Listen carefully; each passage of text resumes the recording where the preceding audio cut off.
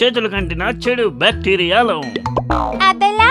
మీనా, నువ్వు ఆడుకుని వచ్చావు, ఇంకా నీ మురికి చేతులను కడుక్కోవడం మర్చిపోయావు. చేతులు కడిగితే ఏమవుతుంది? కాస్త నీ చేతుల్ని చూడు.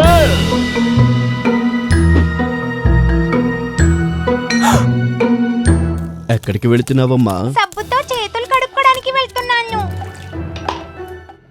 మీనాకు ఇవాళ అర్థమైంది. మీరు కూడా అర్థం చేసుకోండి. చేతులను శుభ్రంగా ఉంచుకోవడం ఎంత అవసరమో. మనం కనుక మన చేతులను శుభ్రంగా ఉంచుకుంటే బ్యాక్టీరియల్ ఇన్ఫెక్షన్స్ కలగవు. అప్పుడు మనం యాంటీబయాటిక్స్ వాడకాన్ని తగ్గించవచ్చు.